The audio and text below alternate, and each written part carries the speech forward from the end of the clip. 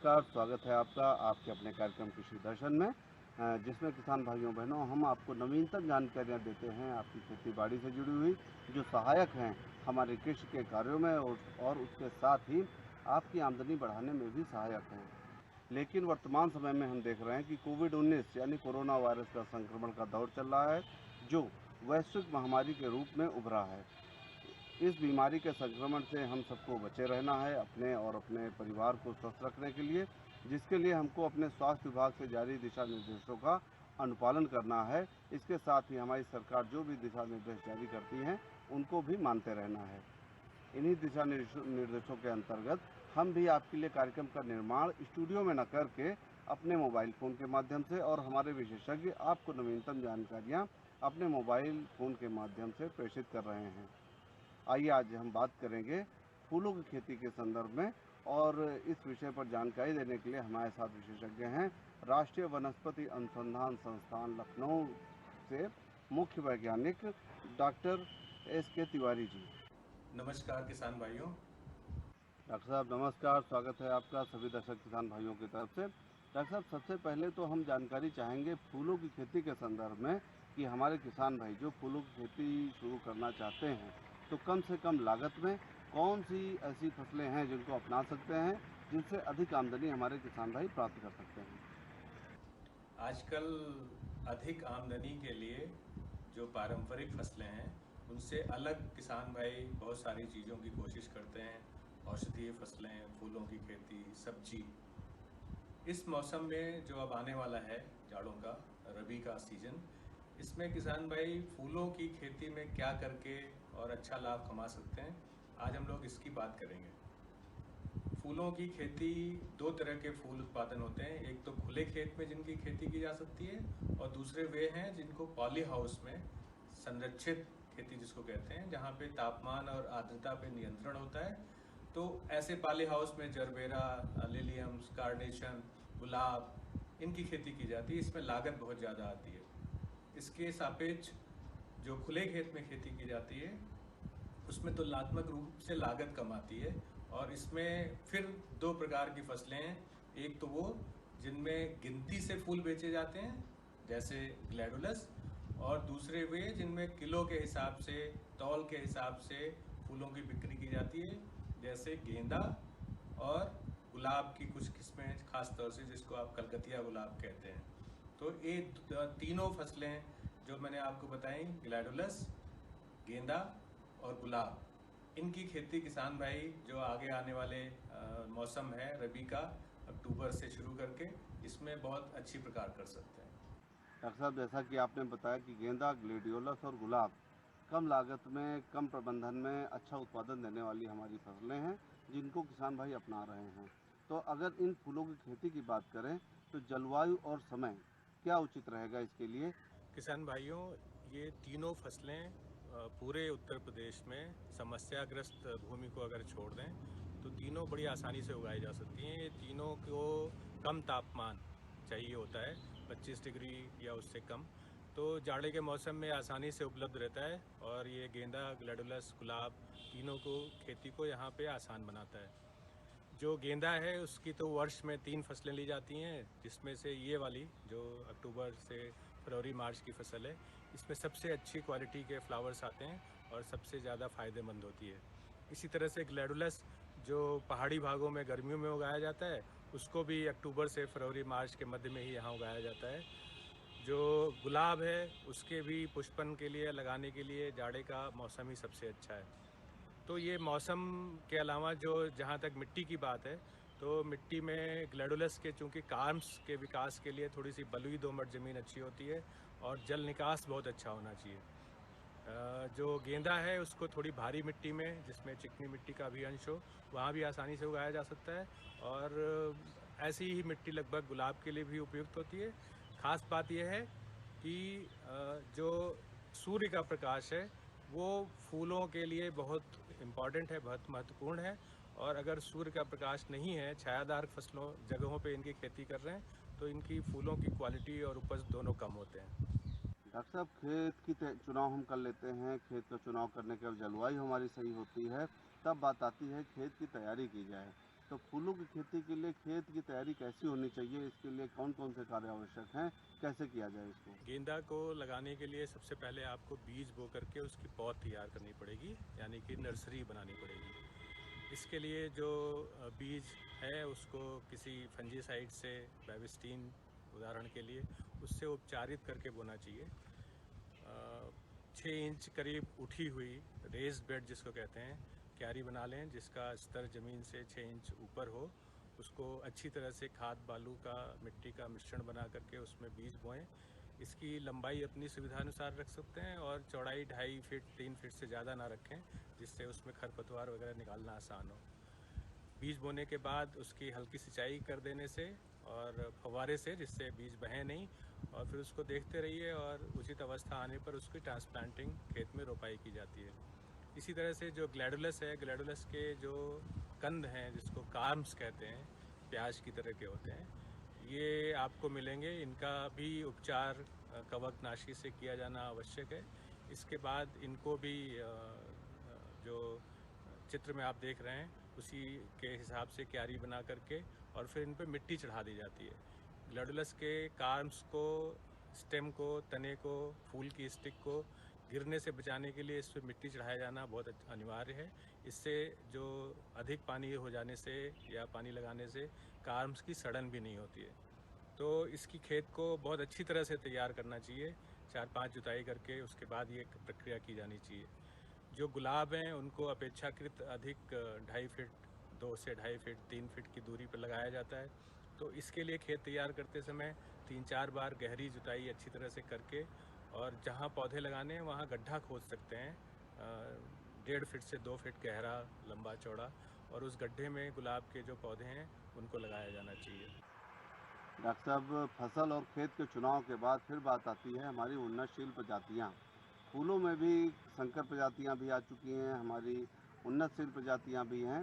तो गेंदा, ग्लेडियोलस और गुलाब की खेती की हम बात करते हैं, तो इन तीनों फसलों में उन्नतशील अच्छी प्रजातियाँ कौन-कौन सी हैं, जिनका चुनाव करने के लिए आप सलाह देंगे हमारे किसान भाइयों के लिए? गेंदा 3 प्रकार का होता है और इसके फूलों का जो साइज है, जो उसका आकार है, उसके आधार पर इसका वर्गीकरण किया गया है। जो फ्रेंच मैरीगोल्ड है, उसको सबसे छोटे आकार के फूल होते हैं। इसके अलावा जो अफ्रीकन मैरीगोल्ड है, जिसको हजारा गेंदा कहते हैं, इसमें फूलों का जो आकार है वो अच्छा होता है।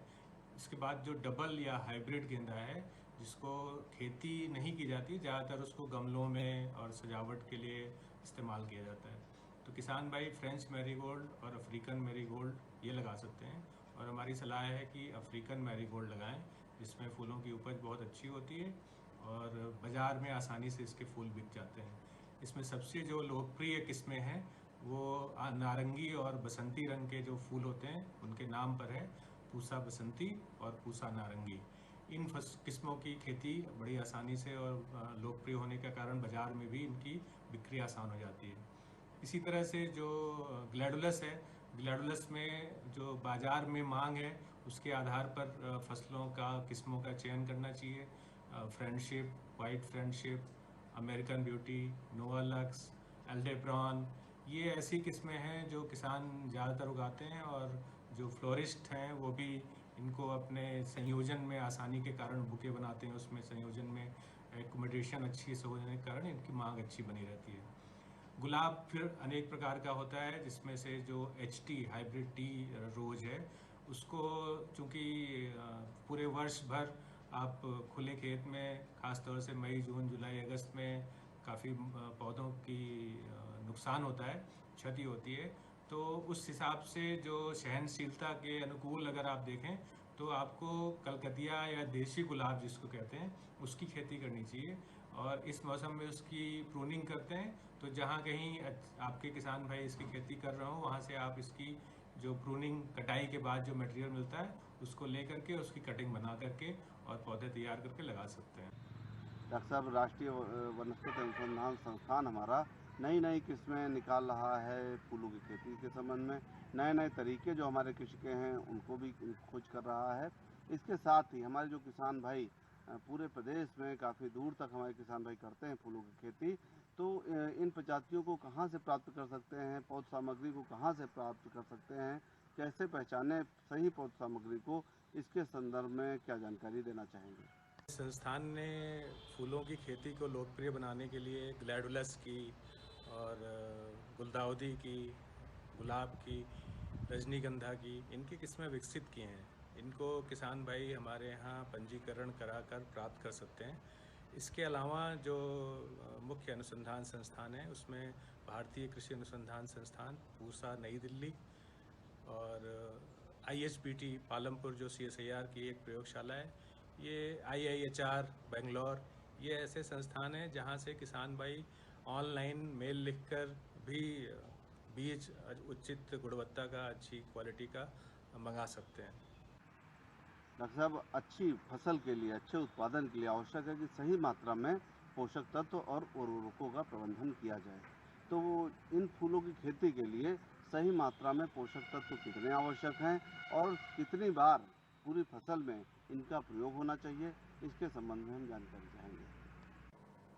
खेत की तैयारी करते समय सबसे ज़रूरी है कि आप उसमें अच्छी तरह से सड़ी हुई गोबर की खाद या वर्मी कंपोस्ट डालें। अगर गोबर की खाद डाल रहे हैं तो 15 से 25 टन पर हेक्टेयर की दर से इनको डालना चाहिए और मिट्टी में अच्छी तरह से मिला देना चाहिए।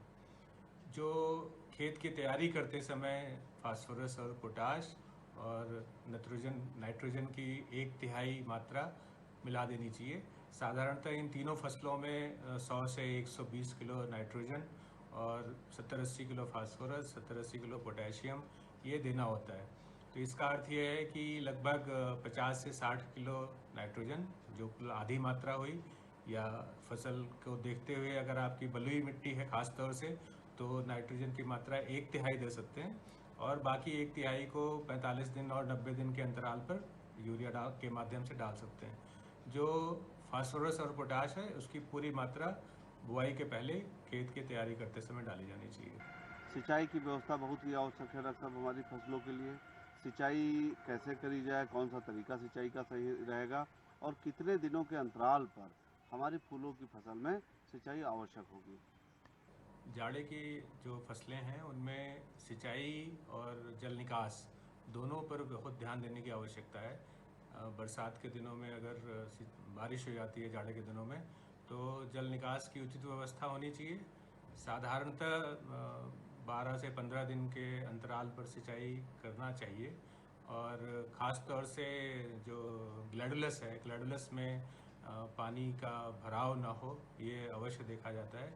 और उसकी जो क्यारियाँ बनाई जाती हैं उनको मेड़ पे इसीलिए लगाया जाता है कि पानी रुके ना और कार्म सड़े नहीं।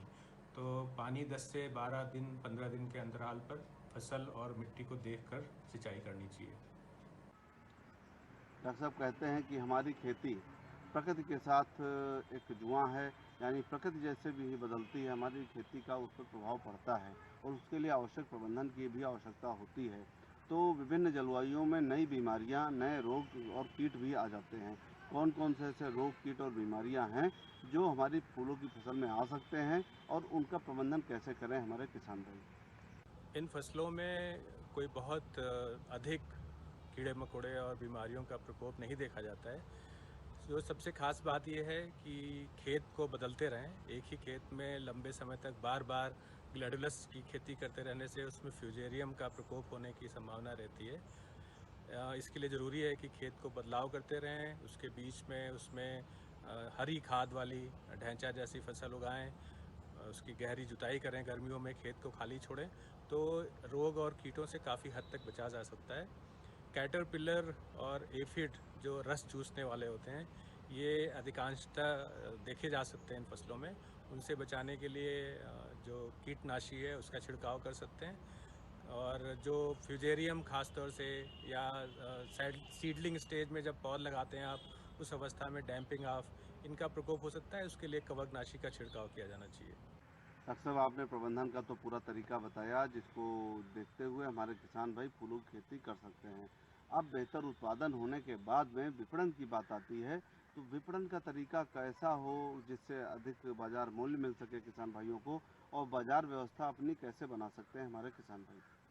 फूल हैं, किसान भाइयों को उनके विपणन के लिए बहुत सावधानी पूर्वक थोड़ा सा रिसर्च कर लेने के बाद ही फूलों की खेती में उतरना चाहिए, क्योंकि जो इस तरह के फूल हैं जैसे आपका जो गेंदा और गुलाब है, ये तो मंदिरों के आसपास जो मंडी लगती है वहाँ पे भी आसानी से बिक जाते हैं। ग्लैडुलस के फूल की जो खपत है वो शहरों में, बड़े शहरों में ही होती है, जहाँ पे जो फ्लोरिस्ट हैं जो बुके बनाकर बेचते हैं वो इसके ग्राहक हो सकते हैं। बड़े शहरों में, लखनऊ में जैसे फूलों की मंडी लगती है जहाँ पे किसान भाई अपना उत्पाद ला करके बेच सकते हैं।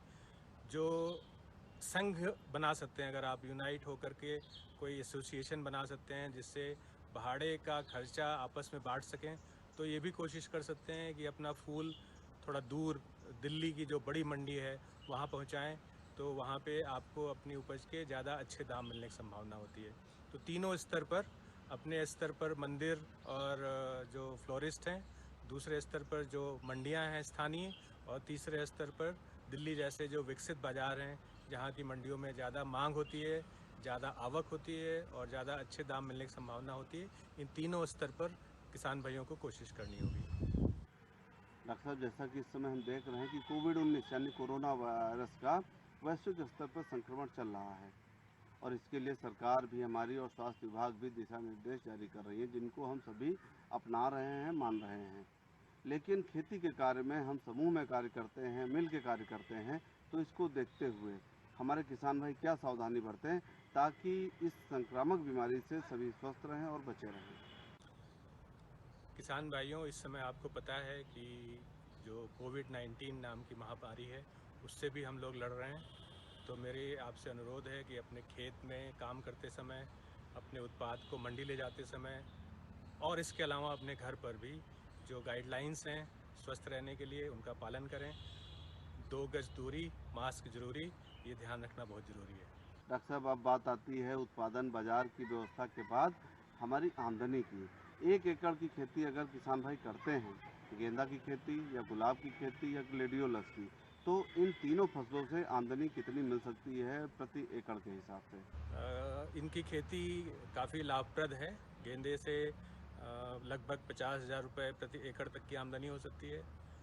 कलकतिया या देसी गुलाब की खेती से 70-75 हज़ार रुपये प्रति एकड़ की आमदनी हो सकती है। और ग्लैडुलस की जो लागत है वो वस्तुतः जो पहले साल जब आप किसान भाई उसको लगाएंगे तो उसका जो रोपण सामग्री है, जो उसका कंद है, उसको खरीदने के कारण उसकी लागत थोड़ी ज़्यादा हो जाती है और लाभ पहले वर्ष में तुलनात्मक रूप से कम होता है।